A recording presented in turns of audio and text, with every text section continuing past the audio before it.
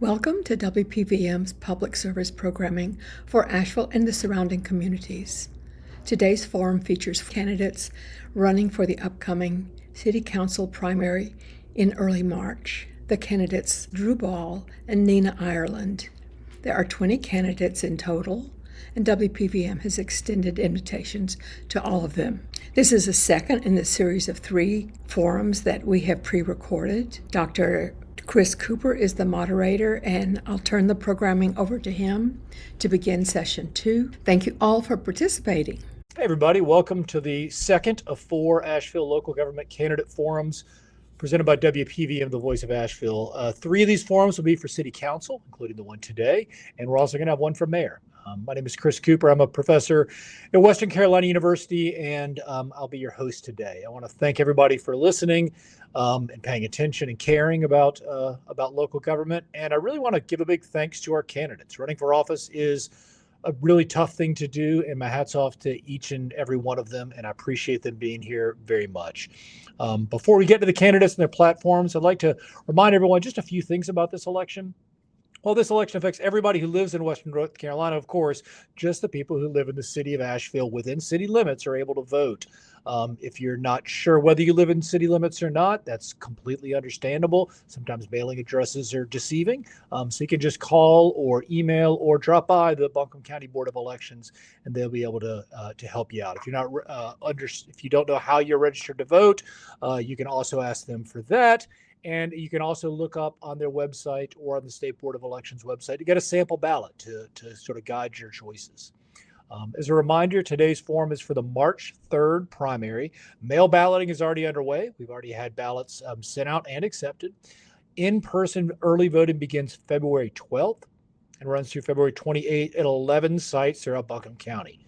If you're not registered to vote, at least right now while we're recording this on January 27th, there's still no problem. You can complete this process by February 6th, or you can complete same-day registration during the early voting period only. So you can't do same-day registration on election day, but you can during that early voting period I referred to before. This is a nonpartisan election, meaning that regardless of which party primary ballot you select, if you're unaffiliated, you get to select your choice of ballots. You're going to see these same 20 candidates on the ballot no matter what. And speaking of these candidates, there are 20 of them, which I think is great news for the city of Asheville, great news for our citizens, great news that people are this invested in local government. Out of those 20, you will select 3 on your ballot. The top 6 will then move on to the general election ballot, where you're going to see at least some of those names again. Ultimately, 3 folks are going to fill seats on the Asheville City Council. We're fortunate to have 2 of those candidates today. I'll allow them to introduce themselves in just a minute, but let me just let everybody know the rules today, and of course remind our candidates. They're both going to begin with 1-minute opening statements. They're going to conclude with 1-minute closing statements. And in between, I'm going to ask some questions. Each candidate's going to have 2 minutes to respond. And if we have any rebuttals or follow-ups, we'll also have 2 minutes for those. And I will alternate the order that we will go in. So with that, we will begin opening statements, and we will start with Drew Ball. Thanks, Chris. My name is Drew Ball, and I currently serve on the Buncombe County Commission. And I'm running because I feel like Asheville City Council really needs to be focused on making people's lives better and really tackling the problems that are making it harder for people to live here. I feel like that's addressing the rising costs, particularly the cost of housing, supporting our local businesses, ensuring we're building back resilient, and really standing up for all of our neighbors. Over the past year, it's been an honor to serve on the Buncombe County Commission, where I've helped tackle one of the most challenging periods our city's faced in Helen recovery. And as a volunteer firefighter in Reynolds, the Reynolds Fire District, that's where I was during the storm. And so I've seen what happens when systems are stretched thin, how much residents depend on competent, responsive public leadership. And that's the experience that I'm hoping to bring to Asheville City Council. The past 20 years, I've worked in policy. I got an MPA with a focus in state and local management. Public administration has been a big focus of mine, but I've also been working as an environmental advocate for organizations like Natural Resources Defense Council, Appalachian Trail Conservancy, Sierra Club, Environment North Carolina. And so really the past 20 years of my life, also working in the North Carolina General Assembly, has been focused on making healthier, safer communities. And that is something I've really focused on over the past year on the county commission. I've worked to be transparent, accessible, open, and easily available to talk with constituents. So it's been a real honor, and I'm running for Asheville City Council to continue serving my community. Great. Thank you so much. Nina? Well, my name is Nina Ireland. I am a second-generation Asheville native, a mother of 4 beautiful children, an entrepreneur, a hospitality worker, and like most of us in 2026, a content creator too. I was raised in the East End Valley community, and I recently moved to the River Arts District likely because somebody had to leave after Helen. And let's be honest, Helen changed our lives forever. I graduated from SILSA at Asheville High. I graduated from AB Tech, and I earned my bachelor's degree in mass communication from UNC Asheville. At this point, I don't think you can get any more Asheville than that. As an entrepreneur, I've worked and served across the city in several spaces, from salons, event spaces, nonprofit organizations, and more. One organization that I'm very proud of is the GAP ABL, which stands for Government Accountability Project, where a group of us are working together to help hold local government accountable to the residents of Asheville and Buncombe County. And with all seriousness, even as a college graduate, I juggle multiple jobs to raise my family here. I live the reality of how challenging it is for working families to remain in a place they love. I believe in higher education. I also believe deeply in trade, work, and labor. My education taught me to think critically, challenge the status quo, and problem solve, skills that prepared me to run for office. But it is my trade and hospitality work that has provided my family's livelihood. And that's why I'm running. It's time for Asheville to have leaders who are deeply connected to the day-to-day experiences of the people who live and work here, not just those with access, influence, or spare time. I believe our city works best when our leadership reflects the real lives of its residents. And if you're willing to take a chance on me, you will see that I'm about listening, showing up, and working together to build a city that's accountable to its people, accessible to its neighborhoods and businesses, and invested in its recovery and future. I'm running for city council because this city raised me, and I'm committed to helping it work better for all of us. To learn more about my platform, you can visit me at nina4abl.com. And don't forget to vote Nina Ireland March 3rd. Great. Well, thanks so much. I appreciate that from both of you. And we'll start the next question with Nina and then go to Drew. Apologies. We've had some technical difficulties, but I think everybody's back. So we got through some compelling opening statements where folks were giving their stories, which I really appreciate. And so we were going with our first question, which I will, of course, repeat to Nina Ireland first, and then we're going to go to Drew Ball. So I thought we'd start this forum, the first question in this forum, with something positive. What's one thing the city of Asheville does well, and how will you work to maintain progress on the issue you identify if you're on council? Nina? I think one thing that City Council and the mayor has done well is securing funding for state and federal dollars to help us recover with Helen, and even going to get that funding, ask for that funding boldly that we need it right now for economic recovery and rebuilding back our lives. And I will be a part of that push if elected to City Council to making sure that we recover and build back stronger than before the storm has happened, and that the people who live and work here feel like they were brought back and rebuilt as well in the time frame that we had with Helen. I think that has been something that has been really reflective over the last almost over a year now, that they have done well. I know that it's been a holdup from the state level, but advocating for those dollars to get here and to do real recovery has been something that they have done really well. Wonderful. Thank you so much. Drew? Yeah, I would agree with that. I think that, going to DC, going to Raleigh, I've been on a number of trips as a county commissioner to both DC and Raleigh to advocate for that funding. And I think that a number of members of the city council and our mayor have done a good job of working to pull those dollars in. Another thing I think that the city does well is they do a lot of community engagement sessions. I just went to one recently around the Malvern Hills pool that was really great. There was one at the Asheville Middle School around recovery and rebuilding and what we want our parks to look like. And there was hundreds of people there, and it was really, really inspiring. And I can remember even back to 2009 when I was a lobbyist for the North Carolina Sierra Club. I was working with Susan Fisher on a bill that would help create public financing for clean energy infrastructure. And I was working in Raleigh. I came back up to Asheville, and there's this huge community engagement session. So I feel like that community engagement is really just part of Asheville's DNA with all the charrettes we do and things like that. But Asheville does a great job of having a civically minded electorate. And I think that's obvious because we have 20 great candidates that are running for Asheville City Council. That's great. Well, thanks to both of you for that. We'll start with Drew with this next question.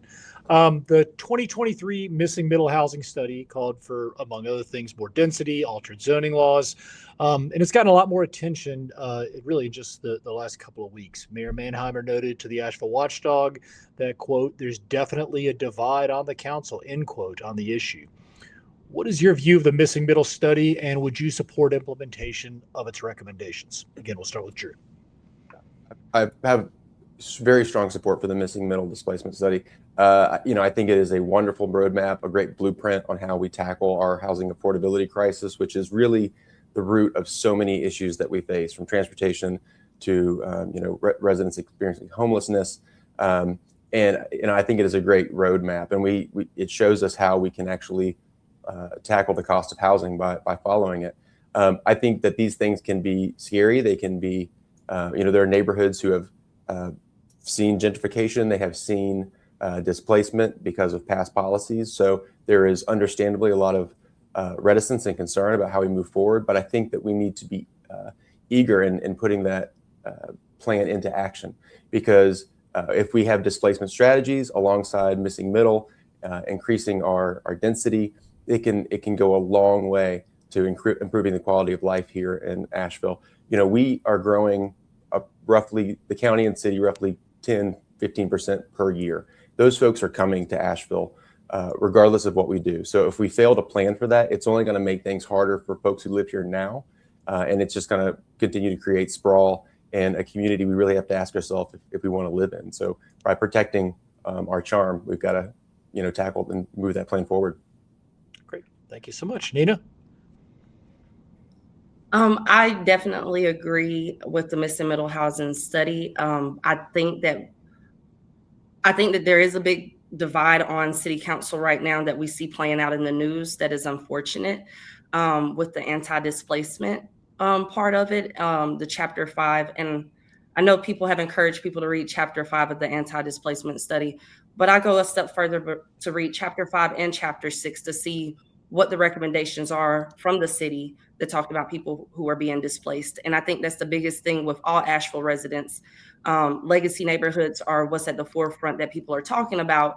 But I think that the one basic question that we should ask when dealing with any kind of housing structure and putting missing middle housing that is desperately needed, not just for people flooding into North Carolina or Asheville, but for the residents who are currently here that have a hard time getting out their parents' home, or moving into an apartment without a roommate, or buying a home without having a bunch of people to have to go in or help you with it. So I think that the biggest question we have to ask is, will this decision make it harder for residents to stay here who are already here as well? And I think we have to put certain anti-displacement policies across the board to help residents who are born here, raised here, or want to stay here and move here, and not overlook the people who are here. Because the biggest part of the study that I read is that the housing that we're still trying to build is still missing a lot of the middle people that it claimed that it wants to help. So, and that's not just Black and brown people, that's people across the board. So I think we need to take we definitely need to address it. And there's definitely a lot of areas that are ready for missing middle housing to be built, and can have that in different neighborhoods around the city right now. And that's what Chapter 6 talks about. There is a solution versus pushing people that might be displaced in spite of it. Great. Thank you so much. And we'll start back with you on this next one, Nina. The tourism industry obviously continues to drive much of Asheville's economy, but at the same time, some have called it a devil's bargain that benefits the wealthy, uses public resources. It doesn't put enough back in the community. What is your view of the proper role of tourism in Asheville's economy, and what specific policies would you champion on Asheville City Council to tamper the worst part of its effects? Nina? Tourism is a huge part of our economy, from the arts and culture aspect of a lot of us relying and heavily on people outside to buy different things within the arts and crafts community here. Also with the hospitality community here. I think it was when I went to the county commissioners meeting, I seen the TDA report, and just watching that graph of how the numbers drastically went down in 2025, it was because of the hurricane in 2024. And I was very much affected by that as a hospitality worker. The bulk of my income came from the season. The bulk of my work was starting right when the storm happened. So my income was literally from that job wiped out. And also as a natural hairstylist, it was wiped out with not having water in the city. Not saying that my job as a stylist necessarily depends on tourism, but hospitality and everything like that definitely does. What I think it showed us is how vulnerable our economy is to tourism, and the need to diversify our economic stability here. We need to bring more green jobs, tech jobs, diversify the industrial jobs that we have here to better serve and provide stability. Because if we have stability, we can afford to live and work here as well. We can afford to stay here as well. And that's the biggest thing. I just think we need to diversify our economy and bring other jobs and create better workforce for people to participate in and to go back to school with. A lot of things, there's not a lot of night programs here to teach people different trades. A lot of things are focused on to the 9 to 5 hours, and it's really hard if you're working a 9 to 5 to go now get another trade in a different category. So I just think we need to be creatively and problem solve and bring jobs in that can provide stability, which will induce affordability as well. Thank you very much. Drew? Yeah, Asheville's history is intrinsically linked to tourism. That it's part of why people have been coming up to the mountains for a long time. But a lot of folks don't realize we've also had a history of manufacturing here in our area. In Swannanoa and where the Walmart currently is, there was a lot of manufacturing in those areas. And I think we can get back to that. I also think that tourism is incredibly important. I've worked in the service industry. I worked at MG Road for a little while, and it was feast or famine, right? When we have it's peak leaf season and we have folks coming up, you're doing pretty well. But when that cold weather hits, it's really hard to make it in the service industry, and we have to be really cognizant of that. At the same time, tourism really helps support our arts community, right? That is a huge part of our identity and who we are. And so, there's a balance there. I like to joke that, everybody that moves to Asheville want to be the last person to move to Asheville. It's like, we have so many great restaurants and all these great artists and artist communities. And it's like, well, tourism helps that, right? But it can't be the only thing that helps drive that. So I do think we have to work to continue to diversify our economy so that we aren't overly reliant on tourism. Tourism took a huge hit during the storm, and we were in really rough shape because of it. And it was really hard to manage our county budget because of that shortfall. We got through it. We didn't fire any county staff. Our people are our most important aspect of who we are at the county level. They do such important work. So we were able to keep all of our staff. But we're also seeing this push from the federal level.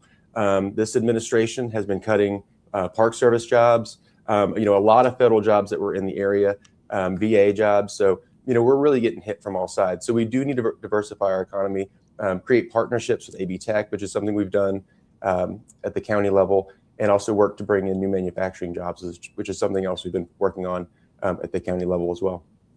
Great. Thank you both. So I think in your answers, you both already have touched a little bit on Helene. So let's talk a little bit more about it, right? Asheville and Western North Carolina more generally continue to suffer, many of the effects of Helene. How would you assess the progress that's been made, and what specific policies would you prioritize on council to advance recovery in the city? So how would you assess the progress that's made, and what specific policies would you prioritize to advance recovery in the city? And we'll start here with Drew. Yeah, I would say that this community has really shown up for each other. So much of this recovery hasn't been government driven. It's been people showing up with chainsaws, looking out for their neighbors. And I think that's why we've come a long way. And you see that, we had folks from FEMA from all these national departments who came to Asheville, and they would say, I've never seen a community after a disaster like this come together and really take care of each other. And so huge credit to our residents. I think we've worked really hard at the local government level, millions of pounds of debris removed from our roadways, from our rivers. We've fought really hard. As I mentioned, I've been to DC and Raleigh multiple times to work with our federal delegation and our state delegation to bring in the dollars that are owed to us to recover. That has been a challenge, and oftentimes we just have to, call them out and continue to work on bringing those dollars in, because that's going to be one of those critical pieces of it.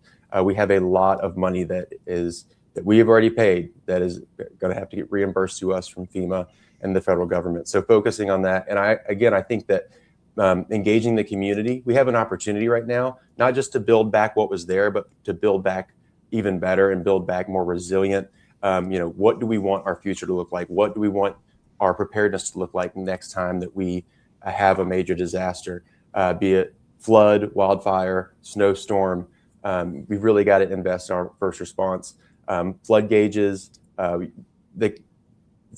Buncombe County has created a Helen recovery plan in partnership with all of our municipalities, and it creates a great roadmap. There are a lot of recommendations in there to ensure we're building back more resilient, while also ensuring that we are supporting our community through the arts, through local businesses, local restaurants. So we've really got to focus on ensuring that everybody gets through this storm, because some folks are back to normal, right? Some folks are living their life like the storm never even happened, but there are still some folks who are still living in FEMA trailers, and we can't let those folks fall through the cracks. So ensuring the recovery lifts up everybody, and that everybody who wants to stay after the storm can still make their life here. Great. Nina? So I'm answering the progress that's been made and prioritization, right? I'm sorry, I can't pronounce that. No, you're all fine. Yeah, that's exactly right. Okay, so the progress that I think we've made, again, by securing some of that funding to get back so the work can start, like Drew said, the debris removal, a lot of things look better than what people expected. I don't necessarily would say that it's back to normal. I think some of our top priorities going into Helen recovery would be just making sure we have stable infrastructure, fixing the infrastructure, making sure our water, our storm water is good, fixing people's businesses and homes. There are a lot of people's homes that are damaged that didn't get much from FEMA or federal relief, or even their homeowner insurance for that sake.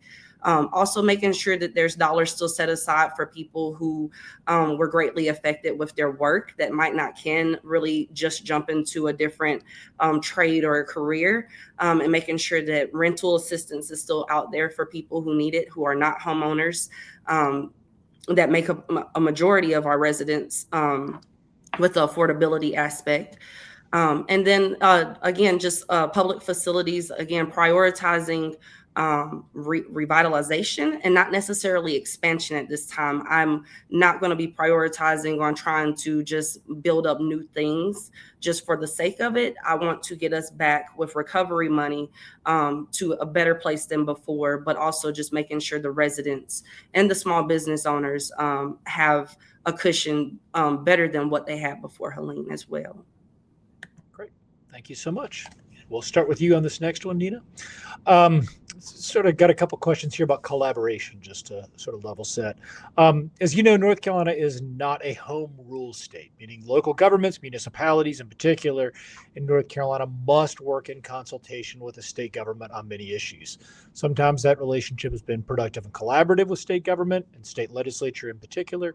Other times it's been tense. How do you see the relationship between the city of Asheville and the General Assembly, and how would you work with the state and the General Assembly to get better outcomes for the city and its residents? Nina. That is a great question. Being new to this side of politics, if elected in, the biggest thing is to figure out where our relationships are. There are many things that I think that probably are going really well with the state and local government, and there are things that I think we can talk about and improve on. And the biggest thing is having more tourism dollars, like the hotel occupancy tax, coming back to general government funding. I think that is one of the biggest and key things with being such a heavily tourism city and county, that we could really use a lot of that revenue that comes in to go back to just things like infrastructure, public safety, sanitation, stormwater infrastructure as well. And just also honing in on those partnerships and collaborations that we're doing really well on too, and making sure that those relationships stay and build upon that with what we're doing. Again, not just with federal recovery money, but also going forward with long-term planning as well, that we keep those, that we make note of what we need, and that we work to bridge that gap at the state and municipal level. Okay, great. Drew? Yeah, so I would say that our partnerships are critical. Part of the reason I'm running for city council is that I've built really strong relationships over the past year on the county commission since being appointed. And I want to utilize those relationships to help continue our recovery and ensure that Asheville is not picked on and taken care of. We are, a pretty progressive city. Out of 20 candidates, I don't think there are any Republicans running. But the Republicans nominate the state legislature. And so, we have to build coalitions, build partnerships. We've done that. I've worked with, I believe Maggie Ullman is the representative from Asheville City Council for the American Flood Coalition Western North Carolina Resiliency Partnership. And that is a bipartisan coalition of elected officials from across Western North Carolina to show that, when it comes to recovering from the storm, party does not matter. We were all impacted. And so we have gone to DC together. We've advocated in Raleigh as a united front. So building those types of relationships is really important. I've worked through the Association of County Commissioners to also, go down to Raleigh and advocate on our behalf. Those partnerships are critical. We can't do anything alone. We have a legislature that has historically liked to pick on Asheville. And so, kudos to our state delegation, Representative Turner, Ager, Prather, Senator Mayfield. They do a really good job of protecting Asheville and fighting on our behalf because they build strong relationships across the aisle and have Asheville's interests in mind and look out for us. So I think those partnerships are important, but we also recognize that, we talked about storm recovery. Our budgets are still really rough right now. Like we had a very rough budget season last year. Asheville's currently looking at a potential $30 million shortfall. So a lot of that's going to have to be regenerated with state and federal dollars. And so we have to, build good relationships, stand up for our values, while also building good relationships to help our community see it through. All right. Thanks to both of you. We'll start with Drew on this one, again on the same sort of theme of collaboration. So we talked there a little bit about the kind of vertical collaboration, right, with the state government. I want us to think a little bit kind of horizontally here. So while we're talking about collaboration, many of the problems the city faces, whether it's storm or other, can't be addressed alone. What strategies do you have to coordinate with other municipalities? With Buncombe County, and with the Landis-Scott Regional Council. So what kind of specific strategies do you have to coordinate with other municipalities, Buncombe County and Landis-Scott? And Drew, we'll start with you. Yeah, it's a great question. And thankfully, a lot of those venues for collaboration exist. I currently sit on the Metropolitan Planning Organization, which is our, multi-governmental board that helps shape the future of what transportation will look like here in our region. And that's a great opportunity to build those relationships and collaborate across city, county lines, which I work really hard to take full advantage of. As I mentioned, the Association of County Commissioners I've been really involved with. On the city side, it'd be the League of Municipalities, which is a great organization that is working really hard for the interests of cities and local governments. Again, that Western North Carolina Resiliency Partnership is just another coalition that we can lean into and engage in. I worked in the General Assembly out of college as a legislative assistant, and that building is pretty rough and tumble. So when you go in there, lockstep, arm in arm, shoulder to shoulder with folks and make those asks, it comes across a lot better. But Landis-Scott Regional Council, again, they do such great work for our community. And we've just got to take full advantage of these avenues that we have to collaborate because we are in this together. We are, an amazing region that faces a lot of the same challenges. And as, the big city, here in the middle of the mountains, we face sometimes more than most. So the more we can collaborate, get outside our city, get outside our county, and build partnerships, it pays dividends for our community. Okay, great. Thank you, Nina. Well, I think collaboration is key to building strong communities, building strong cities, especially with other municipal offices or governments throughout North Carolina to see what they're doing well, what's working. I know a lot of things are being done, and I think the Durham, Greensboro area with missing middle housing is one, like just looking at what other people are doing in the research and what's doing well that we can collaborate on, learn from, partner with, or adopt even in our own city. The biggest thing with the county, I think we should be very strong with the county and not looked at as two just really big separate things. Like transportation, we should have city county transport in case if people live in Asheville but work in Buncombe County somewhere. We should just communicate on all levels, whether it's public health, whether it's transportation, public safety. We're on the city is within the county, so whatever affects us still affects the greater larger county. I believe I've never heard something happening in Asheville and people in Arden and Fletcher don't really necessarily just feel unaffected by it. So I think crossing those paths more often than none, it needs to happen. And also with such large deficits, how can we rely on each other to not duplicate services or strain already services? What are people doing well? Where do they have extra that could come over here that we're not putting a strain back on the residents or the sales tax for that purpose? And I think that just strengthening those relationships, exploring them more and diving deeper into them at the county level and at other municipal levels will be a great way to go from here and for the long term. Great. Thanks to both of you. I'm going to sort of nudge a little bit more on this one and just sort of ask you guys as a follow-up if there's one specific area or one specific policy where you feel like there's an opportunity for collaboration that's not been realized. So I think we talked really well about kind of the importance of collaboration, but one specific policy where you say, hey, here's a place where if I were on council, I could make a difference by collaborating with another government. And we'll start back with Drew on this one. It's storm recovery. It is advocating for our community to bring in the dollars that we are owed from the federal government that are, Kristi Noem asked to sign every check over $100,000, and we've got to continue to push to get that funding flowing. And we've done that through the Western North Carolina Resiliency Partnership, bipartisan group of local governments, local elected officials from across the region, and we've had a lot of success. We've met with the heads of FEMA, we've met with our entire congressional delegation, we've had meetings at the White House. And those are well received because we are united. And so I think when it comes to storm recovery, we've got to continue to fight. Swannanoa still doesn't have a post office after the storm, right? So we've got to come. That affects all of us. That even though it's just Swannanoa, we got to stand up for our neighbors and realize that we're in this together. So I think those types of things are where we really need to stand arm in arm to fight for our communities to recover. Great, thank you, Nina. I won't repeat what Drew said, but that's a great answer, Drew. We definitely need the storm recovery.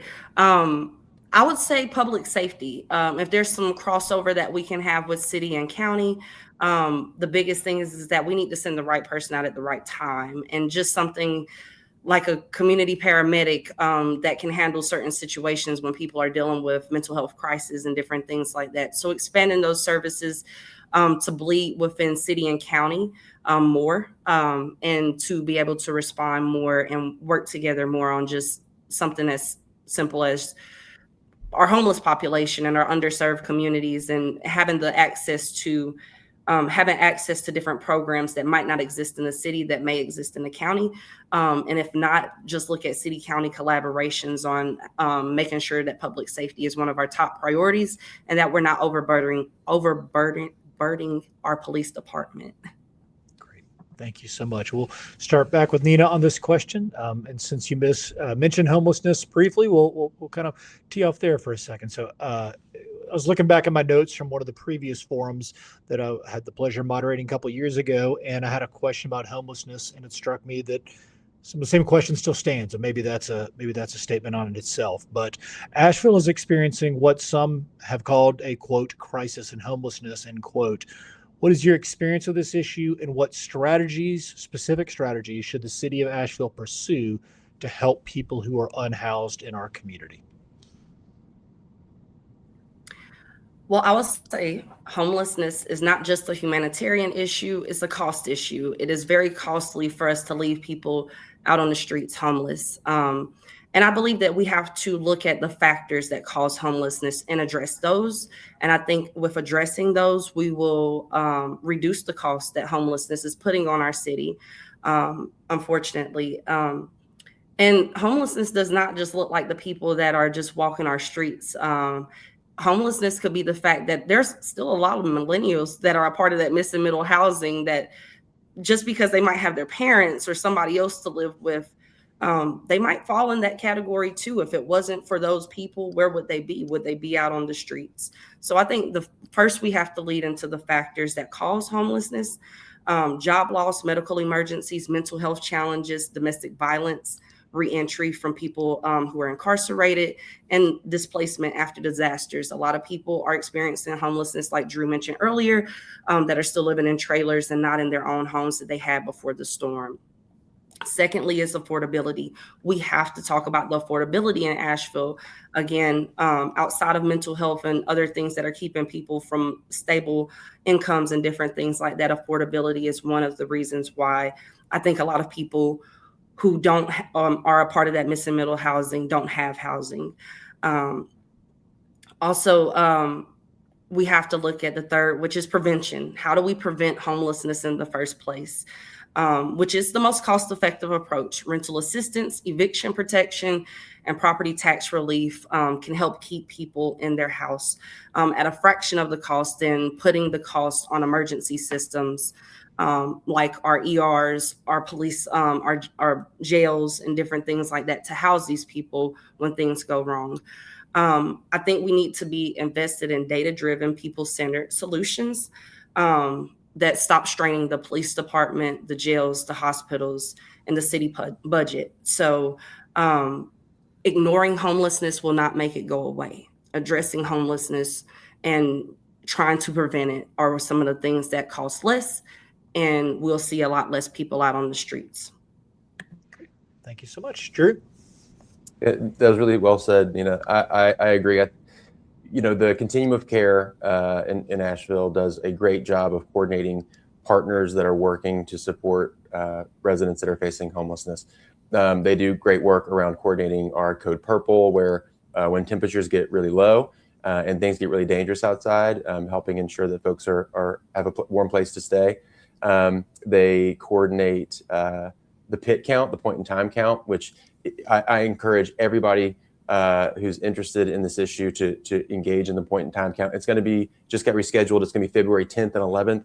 And that is a kind of a 24-hour snapshot where we go out. I participated in it last year, and you directly speak with folks who are facing homelessness and hear from them what they're facing and try and better understand the issue. And that helps inform federal dollars that can come into the community as well. So the point in time count, and we need volunteers for that. So please check that out if you're interested. But a lot of this also, comes down to ensuring our first responders have the support to deal with this. Our community paramedic program is really strong. It's gotten a lot of national recognition. We need to invest in those types of things. But as Nina said, data-driven types of solutions. Unfortunately, we're seeing the federal government pull back a lot of the resources that they provide to local communities for these types of services. So that's another issue we're going to have to get through and figure out how to tackle. But so much of this comes back to the cost of housing. That missing middle displacement study, again, is a key roadmap that can help address this problem as well. There is a direct correlation between the cost of housing and the homelessness population in the community. And it's a national epidemic. It has gotten worse around the country. And so it's not just Asheville. So there's a lot of lessons to be learned from other communities like Denver, for example, that have some really innovative ways to tackle this. But I also agree that we need to, address this on the front end. Rental assistance. The Family Justice Center is a really, really great tool that we have in our community. Great partners that help with folks facing domestic violence, which is oftentimes one of the primary reasons folks end up homelessness is what they're facing in the home. So supporting the Family Justice Center is a key piece, and just really trying to work on lowering the cost of housing. Great. Thanks to both of you. Let's see here. So question. This will be of no surprise to y'all. Questions around Mission Hospital and HCA have dominated the local news for the last few years. I'm interested in your view on those debates, but I'm really even more interested in your view of the proper role of Asheville City Council, if any, in these ongoing debates. So in general, your view of these debates, but really what the role of City Council should be here, Drew. Well, Mission Hospital used to be, world-class service. A lot of folks, I've talked to folks who, in their golden years, have moved here to be part of, a world-renowned hospital, and sadly, we've seen that reputation diminish. I opposed Mission Hospital receiving their level 1 trauma certificate. We sent a letter requesting DHHS really take a close look as to whether they were going to utilize that to actually make services better or just charge more. And I also went and spoke out against their certificate of need so that we can, the state's going to provide a certificate for 127, I believe, beds in the area. And it's important that we diversify and break up that monopoly. We need to have competition in our healthcare. And that serves all residents better, right? And so I think that it's really critical. It's one of our largest employers. We need to listen to the nurses. We need to listen to the staff. And when they raise problems, we should be concerned about that. And we should stand with those workers. And we just need to continue to try and call on Mission to deliver the quality care that our community deserves. And I believe that is part of what City Council should do, is holding them accountable, but also, thanking them when they do something right. Like when they helped out during Helen, they were great partners. But, there's a lot of things that we work with the hospital on a day-to-day basis, and we've just got to hold them accountable for quality care. Great. Nina? I 100% agree with holding them accountable for quality of care. From personal experiences on, like Drew said earlier, Mission Hospital, St. Joseph was a staple place to go. As an insurance agent, one point in time years ago, I was out in Haywood County, and she was like, I tell them to skip Haywood Medical and take me straight to Mission. I don't know if she'll say that now, but I definitely agree. We have to break up kind of the Mission monopoly here. Also, just I don't want to speak from a place of know-how, just from expert advice or anything like that, from whatever our realm of what we can hold them accountable for. But whatever we can hold them accountable for, whether it's the quality of care, breaking up the monopoly and bringing other people in to have better rates for people that get services, more competition in the area will definitely drive different things down, in my opinion, and the quality of care up, because if they know that they can go somewhere else, to Advent, to Novant, and they're getting rave reviews for service, then by all means, and definitely taking whatever concerns we hear, if we can't do it, to the Attorney General, to whoever needs to hold them accountable as HCA. And like Drew said, if they have wins and successes, to celebrate that, but also listening to the nurses and staff as well as their concerns are. But I definitely think Mission Hospital's HCA is one that is a big concern to the residents. How much of that, I don't want to speak out of turn and say that, we can do everything and we don't have no power to do it. But whatever is in our power, I would like to hold them accountable for that. Great. Thank you so much. And we'll start right back with you, Nina. Transportation policy obviously continues to be a problem, or at least one that's perceived as a problem in the city of Asheville. What would you do on City Council to help alleviate these problems? Nina? I think I mentioned earlier that I think the county should definitely look at and have more of a closer connection with transportation, public transportation. I had a lady speak to me, I think it was last week, and she told me that a lot of Section 8 people were being pushed into outskirts of the counties, and not necessarily, there was not a lot of places for them to get Section 8 vouchers within Asheville. And these are people who are located in Asheville. So now they have now been displaced, and even more, they might get displaced even more, because if they don't have transportation to get to their jobs to help cover whatever their part is of the rent that Section 8 is not covering, we're now facing potentially homelessness again. So transportation is a big thing, and public transportation that reflect the working hours of the people who live and work here is a big thing too. So making sure that we have the funding in place for people who want to stay here to be able to get where they need to go, and not just to work, but also to doctor's appointments and to the hospital efficiently.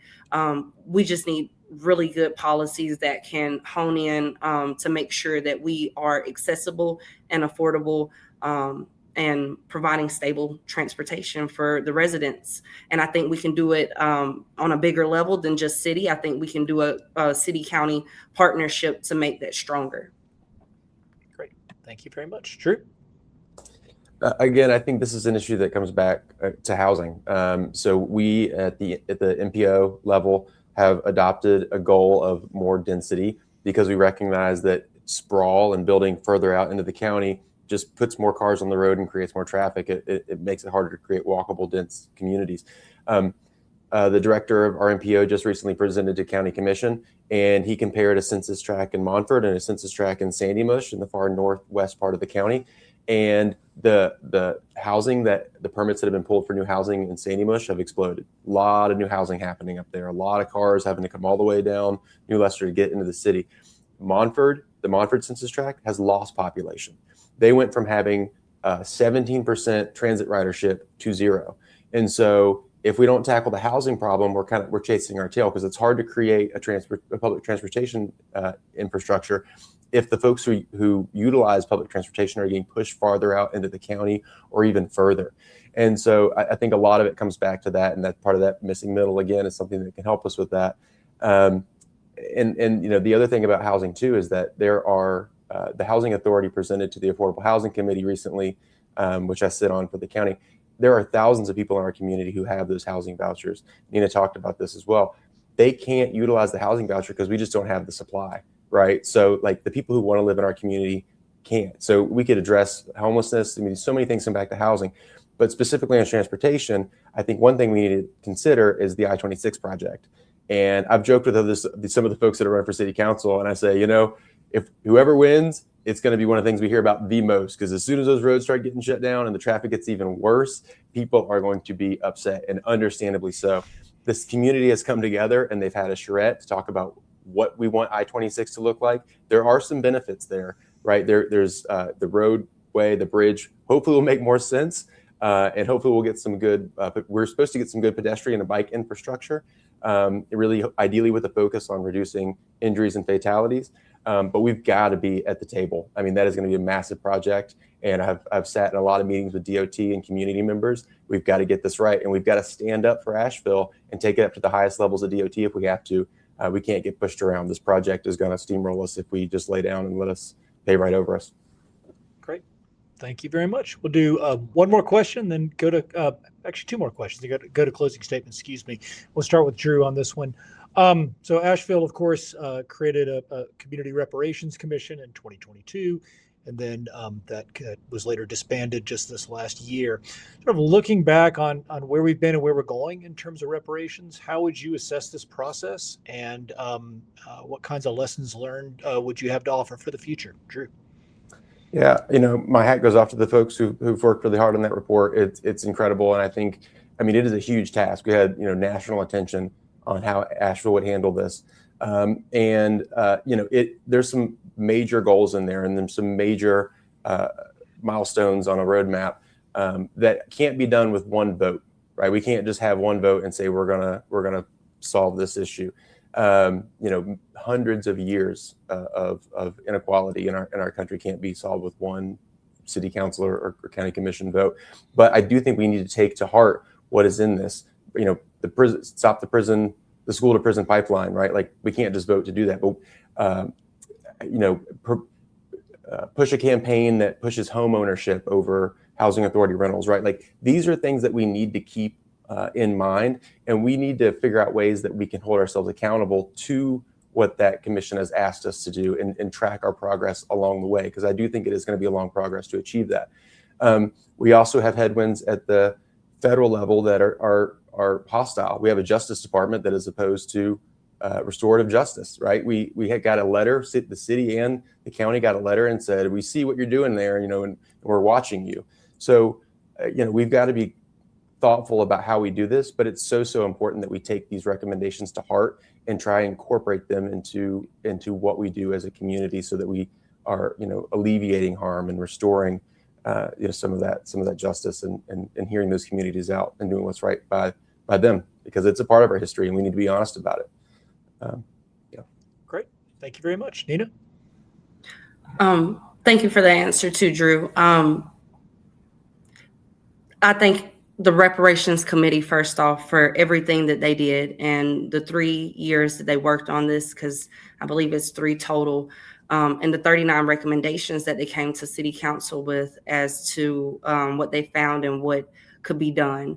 And we do need to take those recommendations into account and see what we can do with those right now that are legally sound, that we can do with it. I was in a meeting one time that because of the hostility going on at the federal level, some things just might have to be worded a little bit differently. But in all, I think that historically, the Black community is definitely due some kind of reparations that should be addressed at some point in time. Whether or not we can get it done through this administration or not, it is something that should be addressed. And when I was at that meeting, I said, if DEI really worked for Black and brown people like it was supposed to, specifically Black people in the country, African Americans that suffered harm, then we wouldn't be asking still for reparations.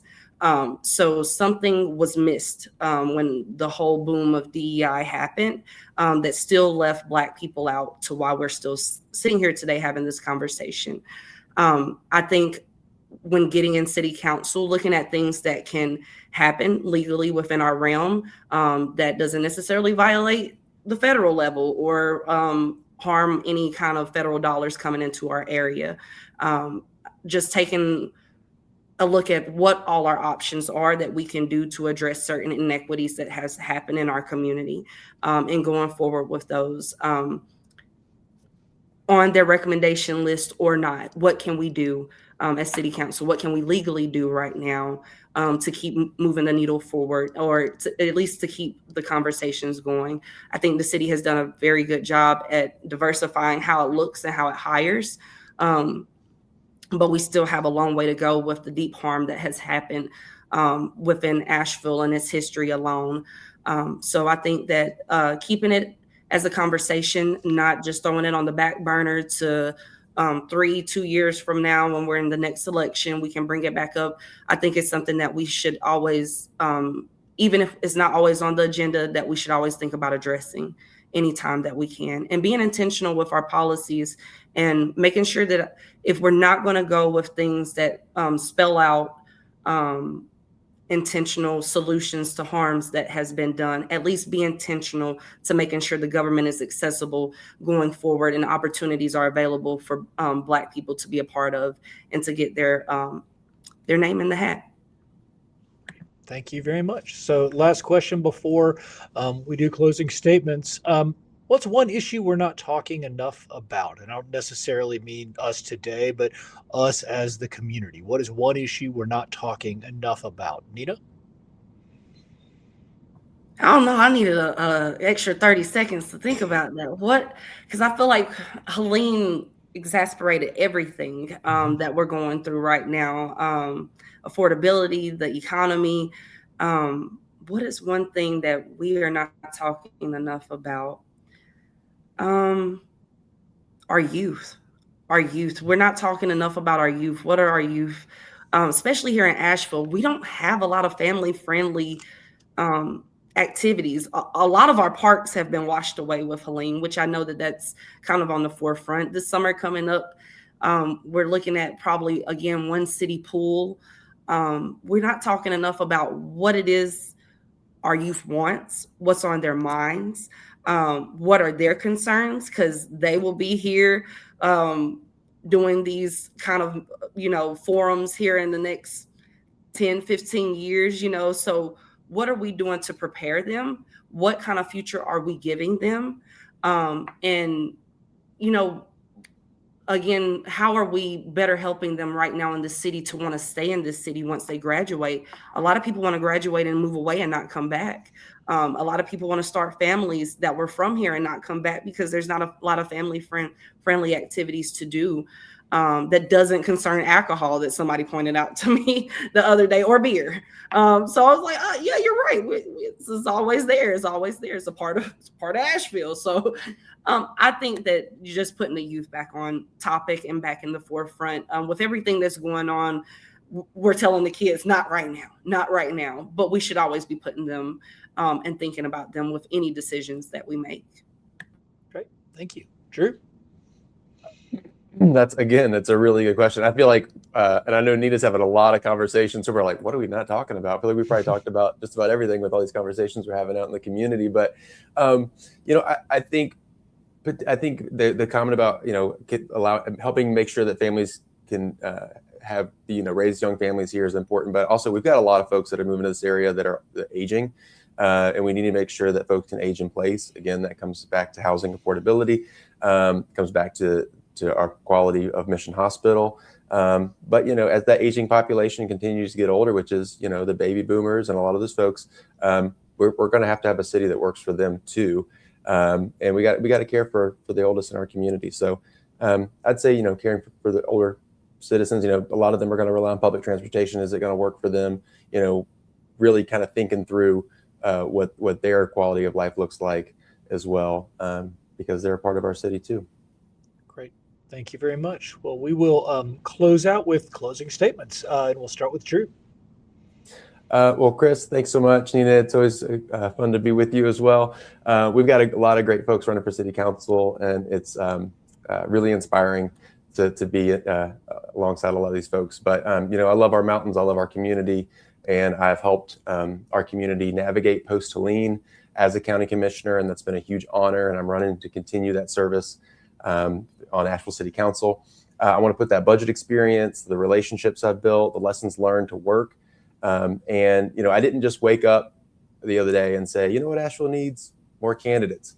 No, I'm running because I feel like I have something unique to bring to the table, given my time on county commission and also my, decades of working in policy, environmental policy, and community organizing. And I just feel like we really need to focus on making sure that Asheville is affordable so that folks who make the city work can afford to live here. We have to build back more resilient. We have to ensure that we're standing up for all of our residents, that we remain a welcoming community, that we stand up for local businesses and our arts community. And those are the priorities that I want to continue to work towards. I've served as a volunteer firefighter in our community, and I'm calm in crisis, I'm grounded in service, and I'm really focused on real solutions and collaboration and getting to a point where Asheville City Council is working as a team to get things done for our community. And that's the type of solutions and leadership I want to bring to City Council. And it'd be an honor to serve on City Council. You can find out more about me at ballforyall.com. My cell phone's on there, contact information on there. So if there's a topic we didn't get to, you want to talk about, I'd love to hear about it. So please reach out, ballforyall.com. And Drew Ball, I'd be honored to earn your vote. Thank you. Thank you. And Nina. Well, thank you, Dr. Cooper, for having us, hosting, facilitating. Thank you to WPVM and the listeners for listening, tuning in, and having us and having this forum so that we can get our ideas and everything out there, or our positions out there to the public. I love Asheville. Even if I'm not always proud of everything that's going on in the world, I'm still proud to be an Ashevillean, to live here. It is a beautiful place. I want to preserve that beauty and the makeup that what makes Asheville. I want to keep Asheville weird, as they say. I also want to make sure that the people who make Asheville run and thrive have a voice at the table, and that's the people who live and work here. And that will continue to be a beautiful thing if those voices are heard, are met with solutions. I have a long history of service in this community, around different communities in the area. I'm not afraid to go anywhere or speak to anybody. So if you see me out, please approach me. Please ask me questions. Please tell me what's on your mind that we might not have talked about today, that is a concern of yours that should be addressed. I Hope to earn you guys' vote. I hope to see you guys out on the trail. And yeah, vote Nina, March 3rd, Nina Ireland. You can visit my page and contact me. If there's a cell phone up there, please text me because sometimes I am working. That is probably the quickest way to reach me. And I'm on social media, Facebook and Instagram at Nina, 4 spelled out, and Asheville. But my website again is Nina4avl.com. And I am honored to have the opportunity and the privilege to run, but also the opportunity potentially to serve Asheville at a greater level. Great. Well, thanks to you both, and thanks to WPVM for hosting this, and thanks to the listeners.